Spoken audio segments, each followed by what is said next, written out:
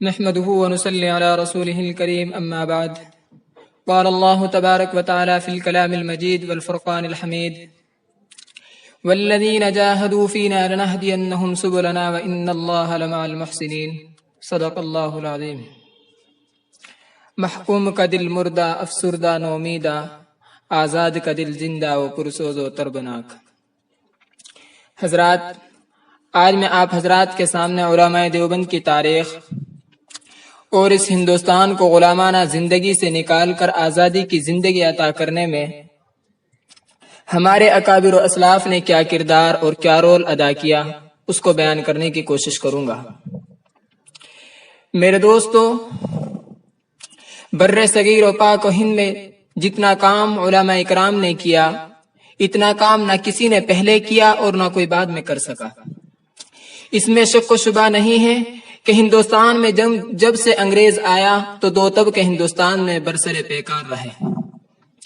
ایک طبقہ وہ تھا کہ جس نے انگریز کے سامنے گردنیں جھکائی، انگریزوں سے معافیا مانگی، انگریزوں سے جاگیریں حاصل کی، انگریزوں سے دولتیں حاصل کی. یہی طبقہ تھا جس نے سلطان ٹیپو جیسے انسان سے غداری کی. یہی طبقہ تھا جس نے نواب سراج الدولہ کی گردن کٹا کر 750 مربع زمین انگریزوں سے حاصل کی. دوستو، یہی طبقہ تھا جس نے بالا کوٹ کے پہاڑوں پر شاہ اسماعیل شہید سے غداری کر کے ان کو شہید کرایا. اور دوسرا طبقہ کون تھا؟ دوسرا طبقہ شاہ ولی اللہ کے نام کا وارث تھا، شاہ عبدالعزیز کے فتوے کا علمبردار تھا کہ جس فتوے نے بر صغیر میں مالٹا، کالا پانی اور اسکندریہ کے ساحل پہ اور جیلوں کو آباد کر کے پھانسیوں کے تختے پر چڑھ کر ساری زندگی انگریزوں سے ٹکرا گیا، بچوں کو یتیم کرا گیا اور بیویوں کو بیوہ کرا گیا، وہ طبقہ میرے دوستو کٹ تو گیا، لیکن نہ انگریز کے سامنے گردنیں جھکائی اور نہ دنیا کے کسی اور باطل کے سامنے گردن جھکائی. میرے دوستو، وہ طبقہ کون تھا؟ وہ علماء اکرام کا طبقہ تھا، وہ علماء دیوبند کا طبقہ تھا. میں آپ کو ساتھ ساتھ یہ بھی بتاتا چلوں کہ دیوبند کا مدرسہ کب بنا اور دارالعلوم دیوبند کی بنیاد کب اور کیوں رکھی گئی. میرے دوستو، 1601 میں ہندوستان میں انگریز تجارت کے نام سے آیا اور اس نے آ کر آہستہ آہستہ پورے بر صغیر پہ غلامی کی زنجیروں میں مسلمانوں کو جگڑنا شروع کر دیا. اس کے بعد ایک وقت آیا کہ 1739 میں شاہ عبدالعزیز محدث دہلوی شاہ ولی اللہ کے گھر پیدا ہوئے اور شاہ عبدالعزیز نے 1762 میں ہندوستان کی تاریخ میں سب سے پہلا فتویٰ جہاد جاری کیا اور کہا کہ انگریزوں کے خلاف جہاد کرنا فرض ہو چکا ہے. اور اس سے قبل سلطان ٹیپو میدان میں آتا ہے. سلطان ٹیپو نے انگریز کے خلاف تلوار اٹھا کر میسور کے ساتھ لڑنے کے لیے مقابلے میں آتا ہے. میرے دوستو، میں آپ کو یہ بھی بتاتا چلوں کہ ٹیپو سلطان کون تھا.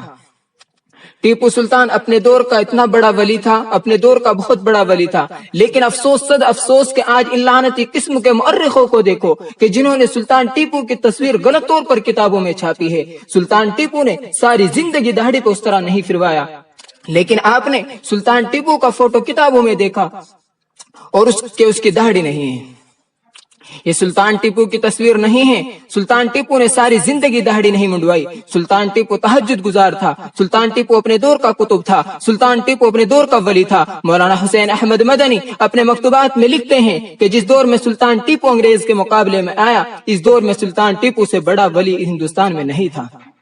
سلطان ٹیپو نے میسور کی جامع مسجد بنوائی اور اعلان کیا کہ اس جامع مسجد میں جماعت وہ آدمی کرائے جو صاحب ترتیب ہو. علماء اکرام جانتے ہیں کہ صاحب ترتیب وہ ہوتا ہے کہ 5 نمازیں اکٹھی جس کے قضا نہ ہوئی ہو. کوئی عالم جماعت کرانے کے لیے آگے نہ بڑھا اور سلطان ٹیپو خود آگے آیا اور اس نے کہا کہ جب سے میں بالغ ہوا ہوں آج تک میری 5 نمازیں اکٹھی کبھی قضا نہیں ہوئی.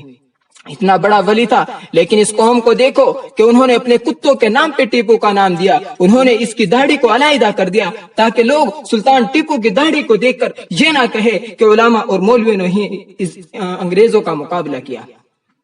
ٹیپو سلطان کے فوٹو سے داڑھی اڑا دی تاکہ لوگ یہ کہے کہ مولوی نہیں تھا. مولویوں کا یہ کیا کام ہے؟ مولویوں سے لوگوں کو متنفر کرنے کے لیے سلطان ٹیپو کی تاریخ کو مسخ کر دیا. سلطان ٹیپو 1752 میں انگریز کے مقابلے کے لیے اٹھا. میں مختصر کرتا ہوں کہ آپ کو معلوم ہونا چاہیے کہ 4 لڑائیاں سلطان نے انگریز کے خلاف لڑی. لیکن سلطان ٹیپو کا سپہ سالار میر صادق تھا. اس نے 950 مربع زمین انگریزوں سے لینے کے بدلے میں عین لڑائی کے موقع پر سلطان ٹیپو سے غداری کی اور سلطان ٹیپو کو تنے تنہا چھوڑ دیا اور بالآخر اس سرنگاپٹم کے قلعے پر سلطان ٹیپو لڑتا ہوا شہید ہو گیا اور وہ میر صادق 950 مربع زمین حاصل کر کے بھاگ گیا.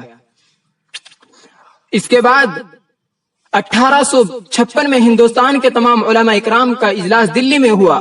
ان علماء اکرام کو یہ فیصلہ کرنا تھا کہ آیا ہم انگریز کی مستقل غلامی اختیار کرے یا انگریز کا مقابلہ کر کے اس دنیا سے چلے جائے یا انگریز کی اطاعت قبول کر لے. یا یہ فیصلہ کرنا تھا. میرے دوستوں میں بتاتا چلوں اس میٹنگ میں کون تھا. یہ سب کچھ اس لیے بتانا پڑ رہا ہے، علماء اکرام کی تاریخ کو، علماء دیوبند کی تاریخ کو اس لیے بتانا پڑ رہا ہے کہ آج ہماری نو نسلیں ان اکابر اسلاف کی تاریخ سے ناواقف ہونے کی بنا پر ان یورپی تہذیب و تمدن سے متاثر ہونے کے بعد وہ یہ سمجھ بیٹھے ہیں کہ ہندوستان کو غلامانہ زندگی سے نکال کر آزادی کی زندگی عطا کرنے میں ہمارا کوئی رول نہیں رہا ہے. سنو، اس میٹنگ میں مولانا قاسم نانوتوی، حاجی امداد اللہ مہاجر مکی، شاہ اسماعیل شہید کے رفیق کارواں اور سید احمد شہید کے مرید مولانا جعفر تھانیسری، مولانا ولایت علی اور اس کے علاوہ اس میٹنگ میں مولانا مملوک علی موجود تھے. ان میں سے ایک شخص نے کہا کہ ہماری تعداد بہت تھوڑی ہے، ذرا سمجھے. مولانا قاسم نانوتوی نے فرمایا کیا ہماری تعداد غازیان مدر سے بھی کم ہے؟ جب یہ بات کہی میرے دوستو تو پورے مجمع میں آگ لگ گئی. انہوں نے یہ فیصلہ کیا کہ انگریز کا مقابلہ کرنا چاہیے، چونکہ ہندوستان کی تاریخ کی سب سے بڑی جنگ آزادی جو میرے دوست لڑی گئی، اس جنگ آزادی کا نام کیا ہے؟ اس کا نام ہے 1857 کی جنگ. اس جنگ میں ایک طرف علماء تھے، دوسری طرف انگریز تھا. غلامی کی وجہ سے علماء کو فتح نہیں ہو سکی، انگریز غالب آ گئے. اس کے بعد برطانیہ نے ایک وفد ہندوستان میں بھیجا کہ جاؤ پتہ کر کے آؤ انگریز کی حکومت کس طرح کامیاب ہو سکتی ہے. برطانیہ کے اس وفد کے سربراہ کا نام تھا ڈاکٹر ولیم میور. اس نے رپورٹ لکھی کہ جب تک اس بر صغیر میں مولوی موجود ہے، قرآن کریم موجود ہے، حافظ قرآن موجود ہے، علماء اکرام کی جماعت موجود ہے، اس وقت تک تم کامیاب نہیں ہو سکتے. اس کا سننا تھا کہ انگریزوں کے کان کھڑے ہو گئے، ان کے ہوش اڑ گئے. چنانچہ 1863 میں ہندوستان میں علماء کے قتل عام کا انگریز نے اعلان کیا. جب انگریز ہندوستان میں آیا تھا 1601 میں تو دلی کے شہر میں 1000 دینی مدرسہ تھا، لیکن 1864 میں ایک دینی مدرسہ بھی پورے بر صغیر میں موجود نہیں تھا.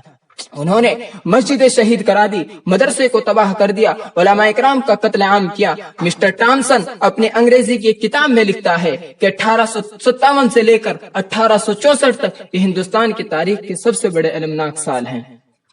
ان سالوں میں 14,000 علماء اکرام کو دلی کے چاندنی چوک سے لے کر خیبر تک ان کی گردنوں کو لٹکا دیا گیا. اپنے اکابر اسلاف کی تاریخ سے ناواقف ہونے والوں سمجھو ہمارے اکابر اسلاف نے اپنا خون پسینہ بہا کر اس بلبلان ہند کو سینچا ہے اور اس کو آزاد کرانے کے لیے اپنا تن من دھن لگا دیا، اپنی جانوں کو نچھاور کر دیا. 14,000 علماء اکرام کو مسٹر ٹامسن اپنی کتاب میں لکھتا ہے کہ شاہی مسجد کے صحن میں انگریز نے پھانسی کا پھندا بنا کر 100 علماء کو ایک دن میں پھانسی دی اور ان کو بوریوں میں بند کر کے پھینک دیا جاتا اور ان کو گولیوں کا نشانہ بنایا جاتا. ٹامسن کہتا ہے کہ عجیب موقع تھا کہ علماء کو سوروں کی کھالوں